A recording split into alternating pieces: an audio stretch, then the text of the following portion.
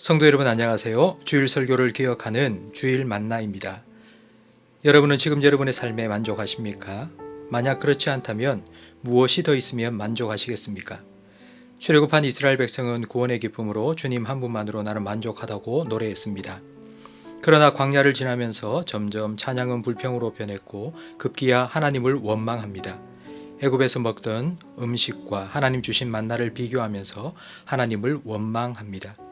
요즘처럼 경제적으로 힘든 시기, 우리도 물질 문제로 하나님을 원망하는 마음이 생겨 하나님과 멀어지다가 영혼이 병들 수 있습니다. 어떻게 하면 물질에 대한 면역력을 강화할 수 있을까요?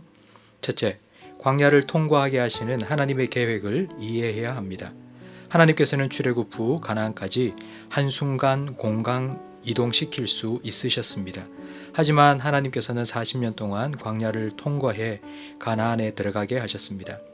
광야 40년 동안 하나님께서는 만나를 통해 이스라엘 백성을 훈련시키셨습니다.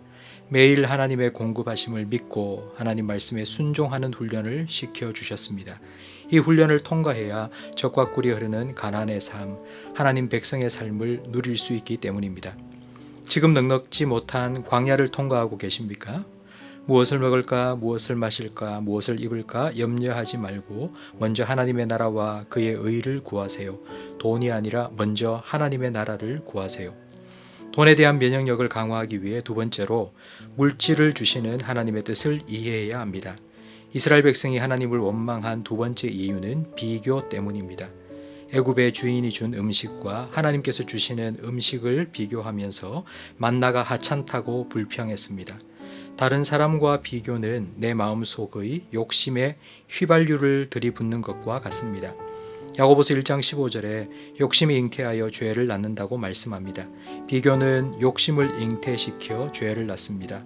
욕심이 과하면 과욕이요 탐욕입니다. 탐욕은 죄입니다. 탐욕을 채우기 위해 돈이 필요합니다. 돈을 모으기 위해 물불 가리지 않습니다. 디모데전서 6장 9절 10절 말씀에 부하려 하는 자들은 시험과 올무와 여러 가지 어리석고 해로운 욕심에 떨어지나니 곧 사람으로 파멸과 멸망에 빠지게 하는 것이라. 돈을 사랑함이 일만하게 뿌리가 되나니 이것을 탐내는 자들은 미혹을 받아 믿음에서 떠나 많은 근심으로써 자기를 찔렀도다 말씀하십니다. 돈이 많은 것이 복이 아니라 돈을 잘 사용하는 것이 복입니다. 하나님께서는 우리를 복의 통로가 되라고 부르셨습니다. 돈을 쌓아두라고 주신 것이 아니라 흘려보내고 나누라고 주셨습니다. 하나님 주신 돈으로 내가 원하는 것도 하세요. 그리고 하나님께서 원하시는 것도 하세요.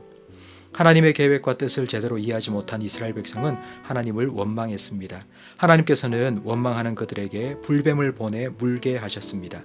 불뱀에 물린 사람들은 몸에 독이 퍼져 죽어갔습니다. 올해 전 세계에 번진 코로나로 인해 세계 경제가 마비되었습니다. 어쩌면 돈을 사랑하고 돈을 의지하며 살아가는 현대인들에게 하나님께서 보내신 불뱀이 아닐까요? 그러나 하나님께서는 불뱀만 주신 것이 아니라 노뱀도 주셨습니다. 하나님의 말씀을 믿고 하나님 말씀 순종하면 살 수 있습니다. 우리를 구원하여 자녀 삼으신 하나님 아버지를 바라보세요. 우리의 필요를 아시고 쓸 것을 채워주시는 하나님 아버지를 바라보세요. 하나님의 보호하심과 공급하심을 받는 가나안의 복을 누리며 사시기를 주님 이름으로 축복합니다.